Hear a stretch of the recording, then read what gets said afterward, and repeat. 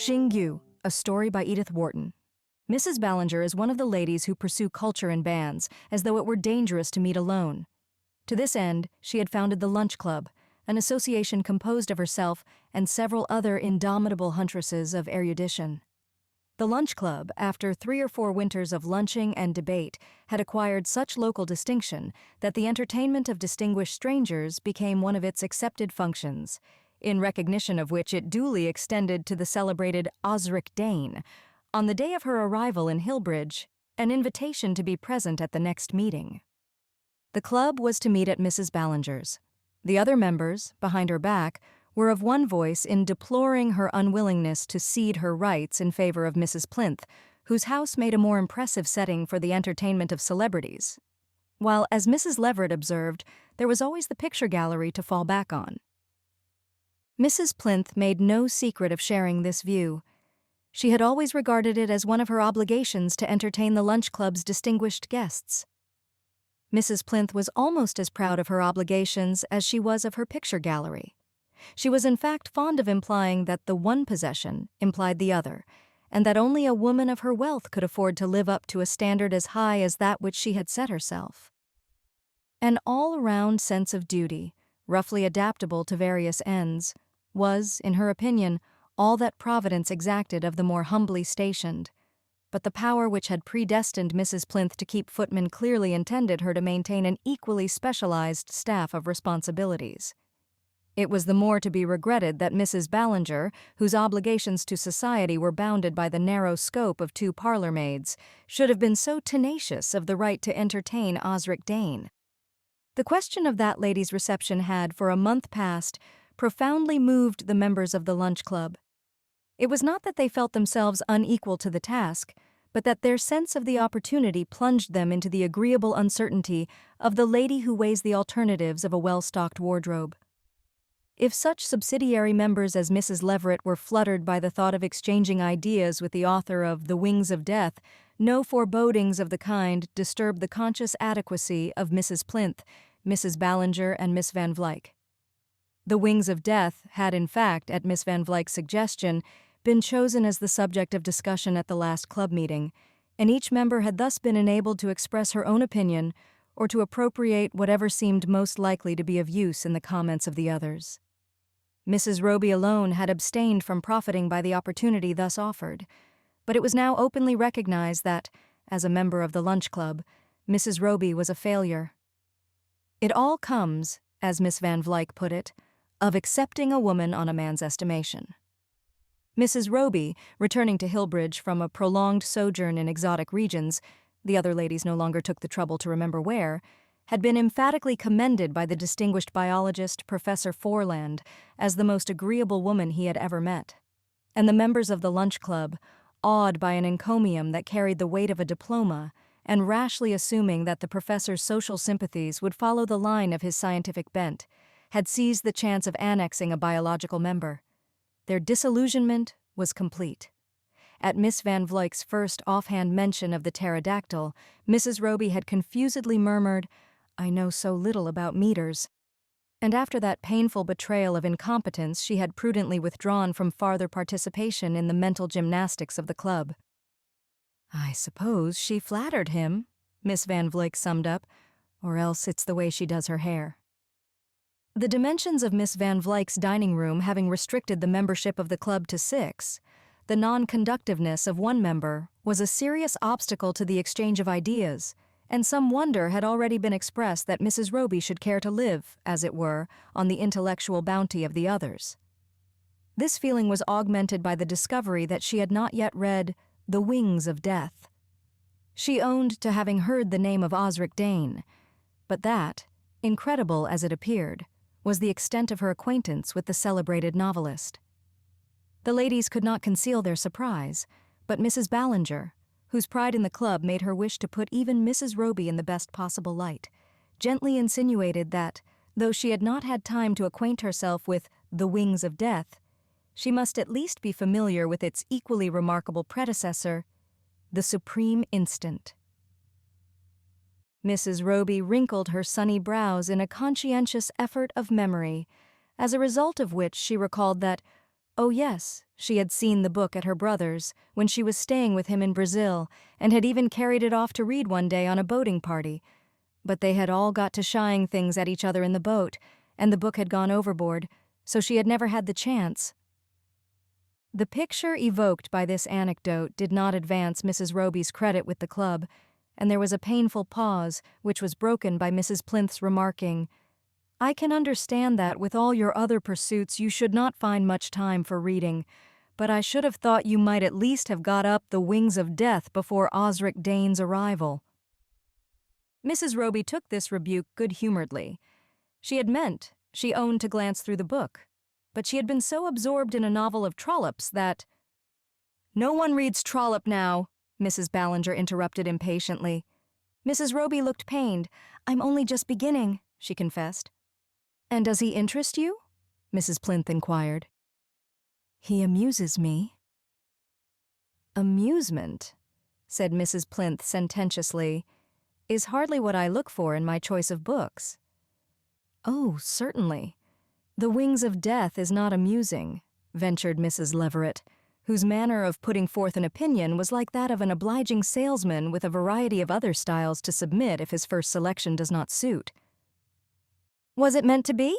inquired Mrs. Plinth, who was fond of asking questions that she permitted no one but herself to answer. "Assuredly not."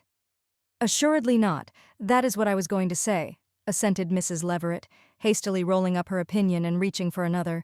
"It was meant to elevate." Miss Van Vlyck adjusted her spectacles as though they were the black cap of condemnation. "I hardly see," she interposed, "how a book steeped in the bitterest pessimism can be said to elevate, however much it may instruct." "I meant, of course, to instruct," said Mrs. Leverett, flurried by the unexpected distinction between two terms which she had supposed to be synonymous. Mrs. Leverett's enjoyment of the lunch club was frequently marred by such surprises, and not knowing her own value to the other ladies as a mirror for their mental complacency, she was sometimes troubled by a doubt of her worthiness to join in their debates. It was only the fact of having a dull sister who thought her clever that saved her from a sense of hopeless inferiority. "Do they get married in the end?" Mrs. Roby interposed. "Who?" the lunch club collectively exclaimed. "Why, the girl and man. It's a novel, isn't it? I always think that's the one thing that matters. If they're parted, it spoils my dinner." Mrs. Plinth and Mrs. Ballinger exchanged scandalized glances, and the latter said, "I should hardly advise you to read The Wings of Death in that spirit. For my part, when there are so many books that one has to read, I wonder how anyone can find time for those that are merely amusing." "The beautiful part of it," Laura Glyde murmured, "is surely just this, that no one can tell how The Wings of Death ends. Osric Dane, overcome by the dread significance of her own meaning, has mercifully veiled it, perhaps even from herself, as Apelles, in representing the sacrifice of Iphigenia, veiled the face of Agamemnon." "What's that? Is it poetry?" whispered Mrs. Leverett nervously to Mrs. Plinth, who, disdaining a definite reply, said coldly, "You should look it up. I always make it a point to look things up." Her tone added, "Though I might easily have it done for me by the footman." "I was about to say," Miss Van Vlyck resumed, "that it must always be a question whether a book can instruct unless it elevates." "Oh," murmured Mrs. Leverett, now feeling herself hopelessly astray. "I don't know," said Mrs. Ballinger, scenting in Miss Van Vlyck's tone a tendency to depreciate the coveted distinction of entertaining Osric Dane. "I don't know that such a question can seriously be raised as to a book which has attracted more attention among thoughtful people than any novel since Robert Elsmere." "Oh, but don't you see," exclaimed Laura Glyde, "that it's just the dark hopelessness of it all, the wonderful tone scheme of black on black, that makes it such an artistic achievement. It reminded me so when I read it of Prince Rupert's Manière Noire. The book is etched, not painted, yet one feels the color value so intensely." "Who is he?" Mrs. Leverett whispered to her neighbor. "Someone she's met abroad?" "The wonderful part of the book," Mrs. Ballinger conceded, "is that it may be looked at from so many points of view. I hear that as a study of determinism, Professor Lupton ranks it with the data of ethics. I'm told that Osric Dane spent 10 years in preparatory studies before beginning to write it, said Mrs. Plinth. She looks up everything, verifies everything. It has always been my principle, as you know. Nothing would induce me now to put aside a book before I'd finished it, just because I can buy as many more as I want. "And what do you think of the Wings of Death?" Mrs. Roby abruptly asked her. It was the kind of question that might be termed out of order, and the ladies glanced at each other as though disclaiming any share in such a breach of discipline. They all knew that there was nothing Mrs. Plinth so much disliked as being asked her opinion of a book. Books were written to read. If one read them, what more could be expected? To be questioned in detail regarding the contents of a volume seemed to her as great an outrage as being searched for smuggled laces at the custom house. The club had always respected this idiosyncrasy of Mrs. Plinth's. Such opinions as she had were imposing and substantial. Her mind, like her house, was furnished with monumental pieces that were not meant to be suddenly disarranged. And it was one of the unwritten rules of the lunch club that, within her own province, each member's habits of thought should be respected. The meeting therefore closed with an increased sense, on the part of the other ladies, of Mrs. Roby's hopeless unfitness to be one of them. 2. Mrs. Leverett, on the eventful day, had arrived early at Mrs. Ballinger's, her volume of appropriate allusions in her pocket. It always flustered Mrs. Leverett to be late at the lunch club. She liked to collect her thoughts and gather a hint, as the others assembled, of the turn the conversation was likely to take. Today, however, she felt herself completely at a loss, and even the familiar contact of appropriate allusions, which stuck into her as she sat down, failed to give her any reassurance. It was an admirable little volume, compiled to meet all the social emergencies, so that, whether on the occasion of anniversaries, joyful or melancholy, as the classification ran, of banquets, social or municipal, or of baptisms, Church of England or sectarian, its student need never be at a loss for a pertinent reference. Mrs. Leverett, though she had for years devoutly conned its pages, valued it, however, rather for its moral support than for its practical services. For though in the privacy of her own room she commanded an army of quotations, these invariably deserted her at the critical moment, and the only line she retained, "Canst thou draw out Leviathan with a hook?" was one she had never yet found the occasion to apply. Today she felt that even the complete mastery of the volume would hardly have ensured her self-possession, for she thought it probable, even if she did, in some miraculous way, remember an allusion, it would be only to find that Osric Dane used a different volume. Mrs. Leverett was convinced that literary people always carried them, and would consequently not recognize her quotations. Mrs. Leverett's sense of being adrift was intensified by the appearance of Mrs. Ballinger's drawing-room. To a careless eye, its aspect was unchanged, but those acquainted with Mrs. Ballinger's way of arranging her books would instantly have detected the marks of recent perturbation. Mrs. Ballinger's province as a member of the lunch club was the book of the day. On that, whatever it was, from a novel to a treatise on experimental psychology, she was confidently, authoritatively up. What became of last year's books, or last week's even, what she did with the subjects she had previously professed with equal authority, no one had ever yet discovered. Her mind was an hotel where facts came and went like transient lodgers, without leaving their address behind, and frequently without paying for their board. It was Mrs. Ballinger's boast that she was abreast with the thought of the day, and her pride that this advanced position should be expressed by the books on her drawing-room table. These volumes, frequently renewed and almost always damp from the press, bore names generally unfamiliar to Mrs. Leverett, and giving her, as she furtively scanned them, a disheartening glimpse of new fields of knowledge to be breathlessly traversed in Mrs. Ballinger's wake. But today, a number of maturer-looking volumes were adroitly mingled with the premiers of the press. Karl Marx jostled Professor Bergson, and the Confessions of St. Augustine lay beside the last work on Mendelism, so that even to Mrs. Leverett's fluttered perceptions it was clear that Mrs. Ballinger didn't in the least know what Osric Dane was likely to talk about, and had taken measures to be prepared for anything. Mrs. Leverett felt like a passenger on an ocean steamer who is told that there is no immediate danger, but that she had better put on her life belt. It was a relief to be roused from these forebodings by Miss Van Vluyck's arrival. "Well, my dear," the newcomer briskly asked her hostess, "what subjects are we to discuss today?" Mrs. Ballinger was furtively replacing a volume of Wordsworth by a copy of Verlaine. "I hardly know," she said somewhat nervously. "Perhaps we had better leave that to circumstances." "Circumstances," said Miss Van Vluyck dryly. "That means, I suppose, that Laura Glyde will take the floor as usual, and we shall be deluged with literature." Philanthropy and statistics were Miss Van Vluyck's province, and she naturally resented any tendency to divert their guests' attention from these topics. Mrs. Plinth at this moment appeared. "Literature?" she protested in a tone of remonstrance. "But this is perfectly unexpected. I understood we were to talk of Osric Dane's novel." Mrs. Ballinger winced at the discrimination, but let it pass. "We can hardly make that our chief subject, at least not too intentionally," she suggested. "Of course we can let our talk drift in that direction, but we ought to have some other topic as an introduction, and that is what I wanted to consult you about. The fact is, we know so little of Osric Dane's tastes and interests that it is difficult to make any special preparation." "It may be difficult," said Mrs. Plinth with decision, "but it is absolutely necessary.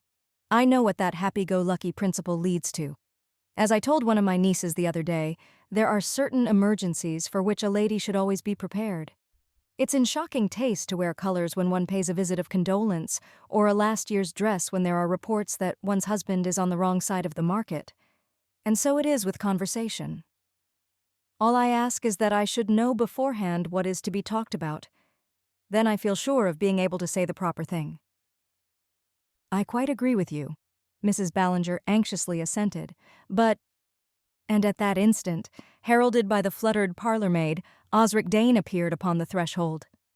Mrs. Leverett told her sister afterward that she had known at a glance what was coming. She saw that Osric Dane was not going to meet them halfway. That distinguished personage had indeed entered with an air of compulsion not calculated to promote the easy exercise of hospitality. She looked as though she were about to be photographed for a new edition of her books. The desire to propitiate a divinity is generally an inverse ratio to its responsiveness, and the sense of discouragement produced by Osric Dane's entrance visibly increased the lunch club's eagerness to please her. Any lingering idea that she might consider herself under an obligation to her entertainers was at once dispelled by her manner. As Mrs. Leverett said afterward to her sister, "She had a way of looking at you that made you feel as if there was something wrong with your hat." This evidence of greatness produced such an immediate impression on the ladies that a shudder of awe ran through them when Mrs. Roby, as their hostess led the great personage into the dining room, turned back to whisper to the others, "What a brute she is!" The hour about the table did not tend to correct this verdict. It was passed by Osric Dane in the silent deglutition of Mrs. Ballinger's menu, and by the members of the club in the emission of tentative platitudes which their guest seemed to swallow as perfunctorily as the successive courses of the luncheon. Mrs. Ballinger's deplorable delay in fixing a topic had thrown the club into a mental disarray which increased with the return to the drawing-room, where the actual business of discussion was to open. Each lady waited for the other to speak, and there was a general shock of disappointment when their hostess opened the conversation by the painfully commonplace inquiry, "Is this your first visit to Hillbridge?"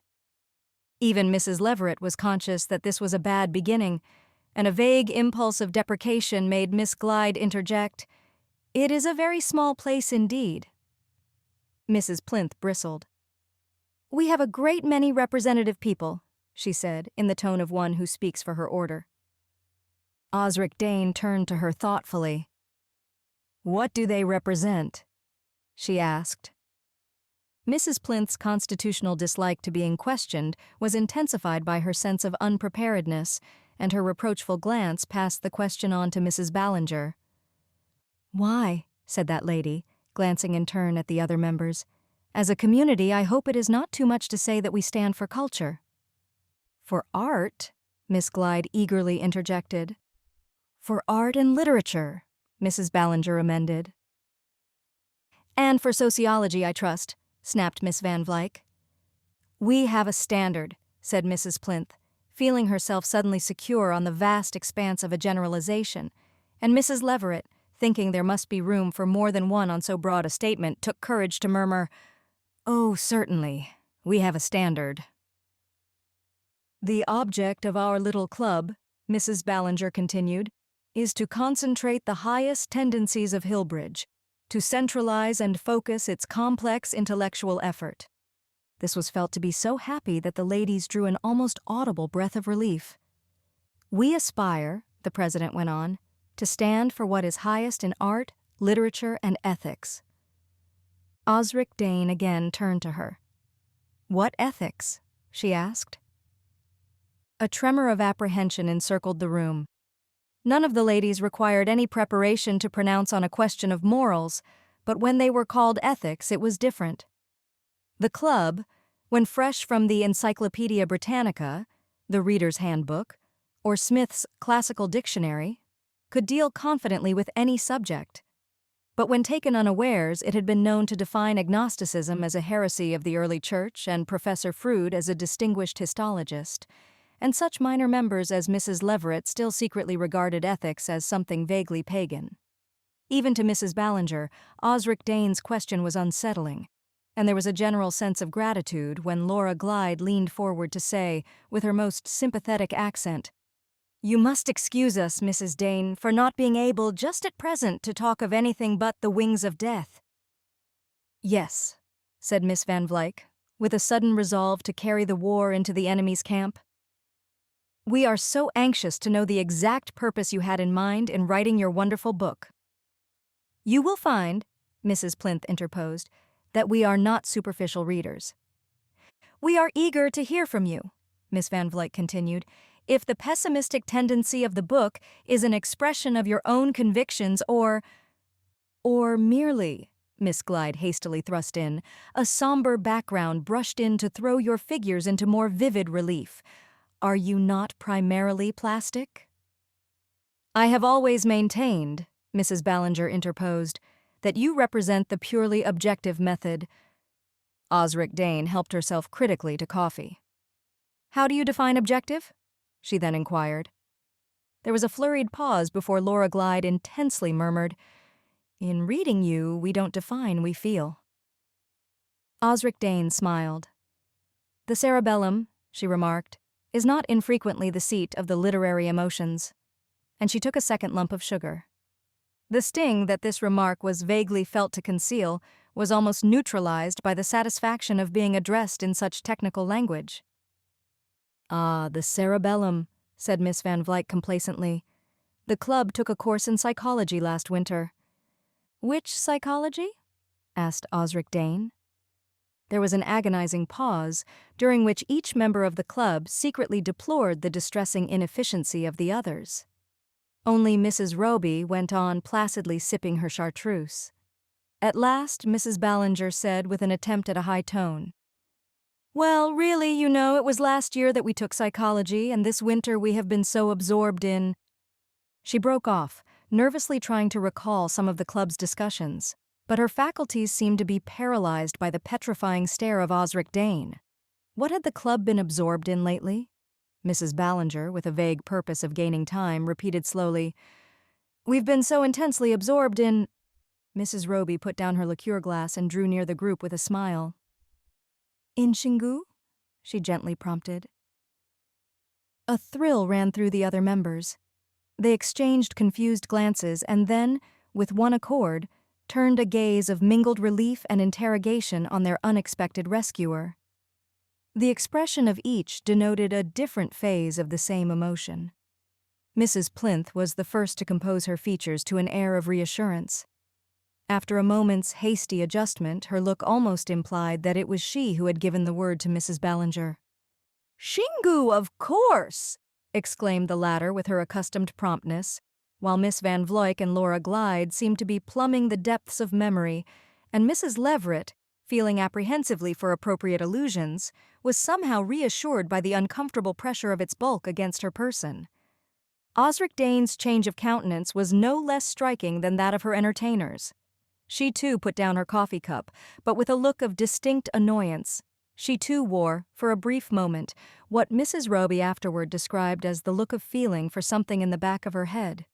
And before she could dissemble these momentary signs of weakness, Mrs. Roby, turning to her with a deferential smile, had said, "And we've been so hoping that today you would tell us just what you think of it." Osric Dane received the homage of the smile as a matter of course, but the accompanying question obviously embarrassed her, and it became clear to her observers that she was not quick at shifting her facial scenery. It was as though her countenance had so long been set in an expression of unchallenged superiority that the muscles had stiffened and refused to obey her orders. "Xingu," she murmured, as if seeking in her turn to gain time. Mrs. Roby continued to press her. "Knowing how engrossing the subject is, you will understand how it happens that the club has let everything else go to the wall for the moment. Since we took up Xingu, I might almost say, were it not for your books, that nothing else seems to us worth remembering." Osric Dane's stern features were darkened rather than lit up by an uneasy smile. "I am glad to hear there is one exception," she gave out between narrowed lips. "Oh, of course," Mrs. Roby said prettily. "But as you have shown us that, so very naturally, you don't care to talk about your own things, we really can't let you off from telling us exactly what you think about Xingu, especially," she added with a persuasive smile, "as some people say that one of your last books was simply saturated with it." It was an "it," then. The assurance sped like fire through the parched minds of the other members. In their eagerness to gain the least little clue to Xingu, they almost forgot the joy of assisting at the discomfiture of Mrs. Dane. The latter reddened nervously under her antagonist's direct assault. "May I ask," she faltered out in an embarrassed tone, "to which of my books you refer?" Mrs. Roby did not falter. "That's just what I want you to tell us, because, though I was present, I didn't actually take part." "Present at what?" Mrs. Dane took her up, and for an instant the trembling members of the lunch club thought that the champion Providence had raised up for them had lost a point. But Mrs. Roby explained herself gaily. "At the discussion, of course, and so we're dreadfully anxious to know just how it was that you went into the Xingu." There was a portentous pause, a silence so big with incalculable dangers that the members with one accord checked the words on their lips, like soldiers dropping their arms to watch a single combat between their leaders. Then Mrs. Dane gave expression to their inmost dread by saying sharply, "Ah, you say the Xingu, do you?" Mrs. Roby smiled undauntedly. "It is a shade pedantic, isn't it? Personally, I always drop the article, but I don't know how the other members feel about it." The other members looked as though they would willingly have dispensed with this deferential appeal to their opinion, and Mrs. Roby, after a bright glance about the group, went on, "They probably think, as I do, that nothing really matters except the thing itself, except Xingu." No immediate reply seemed to occur to Mrs. Dane, and Mrs. Ballinger gathered courage to say, "Surely everyone must feel that about Xingu." Mrs. Plinth came to her support with a heavy murmur of assent, and Laura Glyde breathed emotionally. "I have known cases where it has changed a whole life." "It has done me worlds of good," Mrs. Leverett interjected, seeming to herself to remember that she had either taken it or read it in the winter before. "Of course," Mrs. Roby admitted. "The difficulty is that one must give up so much time to it. It's very long." "I can't imagine," said Miss Van Vlyck tartly, "grudging the time given to such a subject." "And deep in places," Mrs. Roby pursued, so then it was a book. "And it isn't easy to skip." "I never skip," said Mrs. Plinth dogmatically. It's dangerous too, in Xingu. Even at the start there are places where one can't. One must just wade through." "I should hardly call it wading," said Mrs. Ballinger sarcastically. Mrs. Roby sent her a look of interest. You always found it went swimmingly?" Mrs. Ballinger hesitated. "Of course there are difficult passages," she conceded modestly. "Yes, some are not at all clear even," Mrs. Roby added, "if one is familiar with the original." "As I suppose you are," Osric Dane interposed, suddenly fixing her with a look of challenge. Mrs. Roby met it by a deprecating smile. Oh, it's really not difficult up to a certain point, though some of the branches are very little known, and it's almost impossible to get at the source. Have you ever tried? Mrs. Plinth inquired, still distrustful of Mrs. Roby's thoroughness. Mrs. Roby was silent for a moment. Then she replied with lowered lids, "No, but a friend of mine did. A very brilliant man. And he told me it was best for women. Not to—" A shudder ran around the room. Mrs. Leverett coughed so that the parlor maid who was handing the cigarettes should not hear. Miss Van Vluyck's face took on a nauseated expression, and Mrs. Plinth looked as if she were passing someone she did not care to bow to. But the most remarkable result of Mrs. Roby's words was the effect they produced on the lunch club's distinguished guest. Osric Dane's impassive features suddenly melted to an expression of the warmest human sympathy, and edging her chair toward Mrs. Roby's, she asked, "Did he really? And did you find he was right?" Mrs. Ballinger, in whom annoyance at Mrs. Roby's unwanted assumption of prominence was beginning to displace gratitude for the aid she had rendered, could not consent to her being allowed, by such dubious means, to monopolize the attention of their guest. If Osric Dane had not enough self-respect to resent Mrs. Roby's flippancy, at least the lunch club would do so in the person of its president. Mrs. Ballinger laid her hand on Mrs. Roby's arm. "We must not forget," she said with a frigid amiability, "that absorbing as Xingu is to us, it may be less interesting to—" "Oh no, on the contrary, I assure you," Osric Dane energetically intervened. "To others," Mrs. Ballinger finished firmly, "and we must not allow our little meeting to end without persuading Mrs. Dane to say a few words to us on a subject which, today, is much more present in all our thoughts. I refer, of course, to the wings of death." The other members, animated by various degrees of the same sentiment and encouraged by the humanized mien of their redoubtable guest, repeated after Mrs. Ballinger, "Oh yes, you really must talk to us a little about your book." Osric Dane's expression became as bored, though not as haughty, as when her work had been previously mentioned. But before she could respond to Mrs. Ballinger's request, Mrs. Roby had risen from her seat and was pulling her veil down over her frivolous nose. "I'm so sorry," she said, advancing toward her hostess with outstretched hand. "But before Mrs. Dane begins, I think I'd better run away. Unluckily, as you know, I haven't read her books, so I should be at a terrible disadvantage among you all, and besides, I've an engagement to play bridge." If Mrs. Roby had simply pleaded her ignorance of Osric Dane's works as a reason for withdrawing, the lunch club, in view of her recent prowess, might have approved such evidence of discretion. But to couple this excuse with the brazen announcement that she was foregoing the privilege for the purpose of joining a bridge party was only one more instance of her deplorable lack of discrimination. The ladies were disposed, however, to feel that her departure, now that she had performed the sole service she was ever likely to render them, would probably make for greater order and dignity in the impending discussion, besides relieving them of the sense of self-distrust which her presence always mysteriously produced. Mrs. Ballinger therefore restricted herself to a formal murmur of regret, and the other members were just grouping themselves comfortably about Osric Dane when the latter, to their dismay, started up from the sofa on which she had been deferentially enthroned. "Oh, do wait, and I'll go with you," she called out to Mrs. Roby, and seizing the hands of the disconcerted members, she administered a series of farewell pressures with the mechanical haste of a railway conductor punching tickets.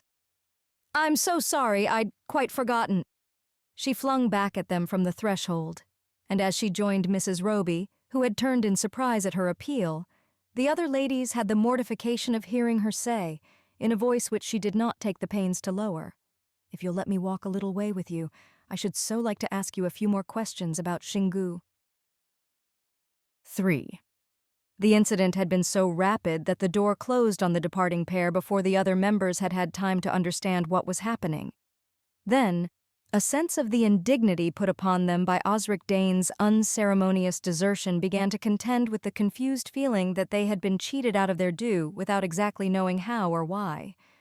There was an awkward silence, during which Mrs. Ballinger, with a perfunctory hand, rearranged the skillfully grouped literature at which her distinguished guest had not so much as glanced. Then Miss Van Vlyck tartly pronounced, "Well, I can't say that I consider Osric Dane's departure a great loss." This confession crystallized the fluid resentment of the other members, and Mrs. Leverett exclaimed, "I do believe she came on purpose to be nasty." It was Mrs. Plinth's private opinion that Osric Dane's attitude toward the lunch club might have been very different had it welcomed her in the majestic setting of the Plinth drawing rooms, but not liking to reflect on the inadequacy of Mrs. Ballinger's establishment, she sought a roundabout satisfaction in depreciating her savoir-faire. "I said from the first that we ought to have had a subject ready. It's what always happens when you're unprepared. Now if we'd only got up Xingu." The slowness of Mrs. Plinth's mental processes was always allowed for by the club, but this instance of it was too much for Mrs. Ballinger's equanimity. "Xingu!" she scoffed. "Why, it was the fact of our knowing so much more about it than she did, unprepared though we were, that made Osric Dane so furious. I should have thought that was plain enough to everybody."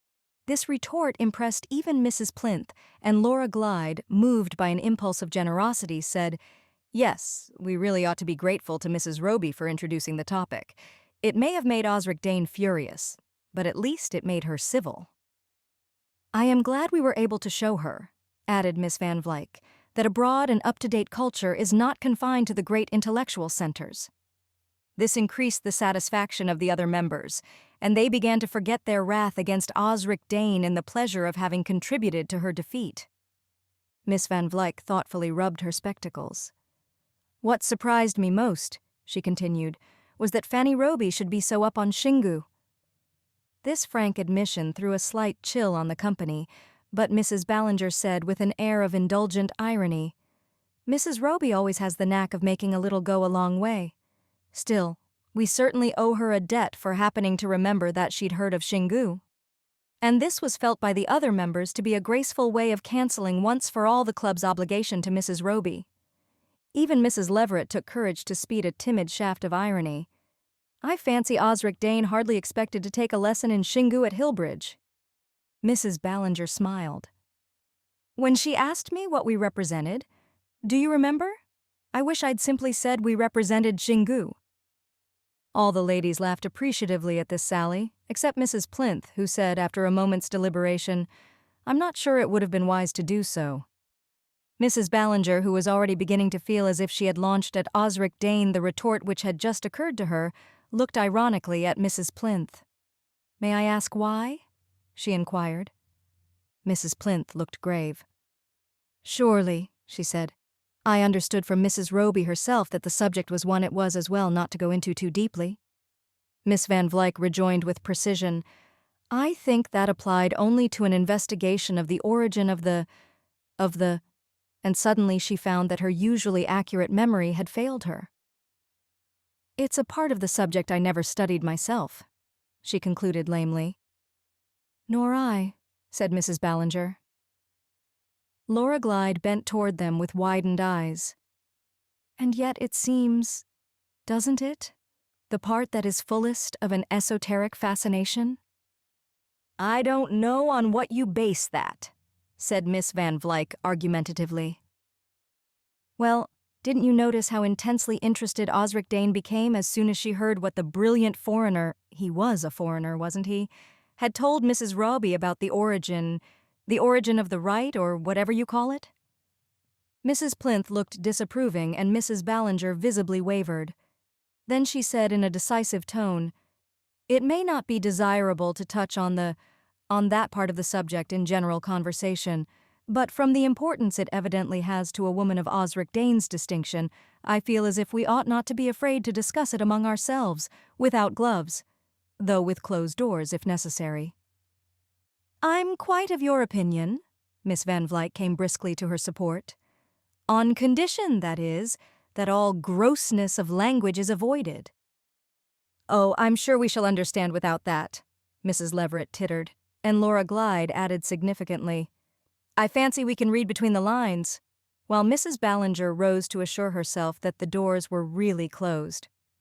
Mrs. Plinth had not yet given her adhesion. "I hardly see," she began. "What benefit is to be derived from investigating such peculiar customs?" But Mrs. Ballinger's patience had reached the extreme limit of tension. "This, at least," she returned, "that we shall not be placed again in the humiliating position of finding ourselves less up on our own subjects than Fanny Roby." Even to Mrs. Plinth this argument was conclusive. She peered furtively about the room and lowered her commanding tones to ask, "Have you got a copy?" A copy?" stammered Mrs. Ballinger. She was aware that the other members were looking at her expectantly, and that this answer was inadequate, so she supported it by asking another question. "A copy of what?" Her companions bent their expectant gaze on Mrs. Plinth, who in turn appeared less sure of herself than usual. "Why, of the book," she explained. "What book?" snapped Miss Van Vlyck, almost as sharply as Osric Dane. Mrs. Ballinger looked at Laura Glyde, whose eyes were interrogatively fixed on Mrs. Leverett. The fact of being deferred to was so new to the latter that it filled her with an insane temerity. "Why, Xingu, of course!" she exclaimed. A profound silence followed this direct challenge to the resources of Mrs. Ballinger's library, and the latter, after glancing nervously toward the books of the day, returned in a deprecating voice. "It's not a thing one cares to leave about." "I should think not," exclaimed Mrs. Plinth. "It is a book, then?" said Miss Van Vlyck. This again threw the company into disarray, and Mrs. Ballinger, with an impatient sigh, rejoined, "Why, there is a book, naturally." "Then why did Miss Glyde call it a religion?" Laura Glyde started up. "A religion? I never—" "Yes, you did," Miss Van Vlyck insisted. "You spoke of rites, and Mrs. Plinth said it was a custom." Miss Glyde was evidently making a desperate effort to reinforce her statement, but accuracy of detail was not her strongest point. At length she began in a deep murmur. "Surely they used to do something of the kind at the Eleusinian Mysteries." "Oh," said Miss Van Vlyck on the verge of disapproval, and Mrs. Plinth protested, "I understood there was to be no indelicacy." Mrs. Ballinger could not control her irritation.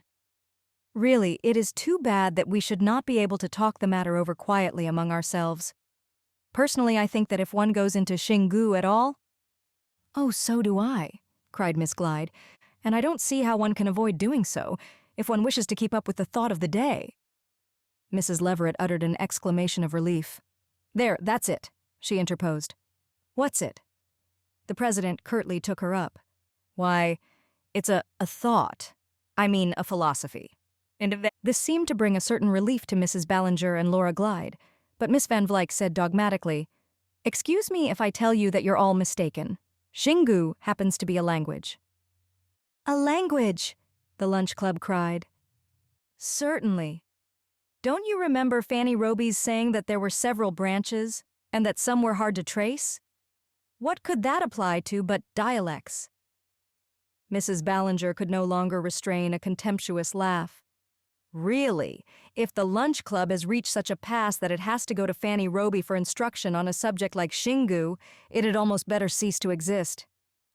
"It's really her fault for not being clearer," Laura Glyde put in. "Oh, clearness and Fanny Roby," Mrs. Ballinger shrugged. "I dare say we shall find she was mistaken on almost every point." "Why not look it up?" said Mrs. Plinth. As a rule, this recurrent suggestion of Mrs. Plinth's was ignored in the heat of discussion, and only resorted to afterward in the privacy of each member's home. But on the present occasion, the desire to ascribe their own confusion of thought to the vague and contradictory nature of Mrs. Roby's statements caused the members of the lunch club to utter a collective demand for a book of reference. At this point, the production of her treasured volume gave Mrs. Leverett for a moment the unusual experience of occupying the center front. But she was not able to hold it long, for appropriate allusions contained no mention of Xingu. "Oh, that's not the kind of thing we want," exclaimed Miss Van Vlyck. She cast a disparaging glance over Mrs. Ballinger's assortment of literature and added impatiently, "Haven't you any useful books?" "Of course I have," replied Mrs. Ballinger indignantly, "but I keep them in my husband's dressing room." From this region, after some difficulty and delay, the parlor-maid produced the WZ volume of an encyclopedia, and, in deference to the fact that the demand for it had come from Miss Van Vlyck, laid the ponderous tome before her. There was a moment of painful suspense while Miss Van Vlyck rubbed her spectacles, adjusted them, and turned to Z, and a murmur of surprise when she said, "It isn't here." "I suppose," said Mrs. Plinth, "it's not fit to be put in a book of reference." "Oh, nonsense!" exclaimed Mrs. Ballinger. "Try X." Miss Van Vlyck turned back through the volume, peering short-sightedly up and down the pages, till she came to a stop and remained motionless like a dog on a point. "Well, have you found it?" Mrs. Ballinger inquired after a considerable delay. "Yes, I've found it," said Miss Van Vlyck in a queer voice. Mrs. Plinth hastily interposed. "I beg you won't read it aloud if there's anything offensive." Miss Van Vlyck, without answering, continued her silent scrutiny. "Well, what is it?" exclaimed Laura Glyde excitedly. "Do tell us," urged Mrs. Leverett, feeling that she would have something awful to tell her sister. Miss Van Vlyck pushed the volume aside and turned slowly toward the expectant group. "It's a river." "A river?" "Yes, in Brazil. Isn't that where she's been living?" "Who? Fanny Roby?" "Oh, but you must be mistaken. You've been reading the wrong thing," Mrs. Ballinger exclaimed, leaning over her to seize the volume. "It's the only Xingu in the encyclopedia, and she has been living in Brazil," Miss Van Vlyck persisted. "Yes, her brother has a consulship there," Mrs. Leverett eagerly interposed. "But it's too ridiculous. Why we all remember studying Xingu last year, or the year before last," Mrs. Ballinger stammered. "I thought I did when you said so," Laura Glyde avowed. "I said so?" cried Mrs. Ballinger. "Yes, you said it had crowded everything else out of your mind." "Well, you said it had changed your whole life." For that matter, Miss Van Vlyck said she had never grudged the time she'd given it. Mrs. Plinth interposed. "I made it clear that I knew nothing whatever of the original." Mrs. Ballinger broke off the dispute with a groan. "Oh, what does it all matter if she's been making fools of us? I believe Miss Van Vlyck's right. She was talking of the river all the while." "How could she?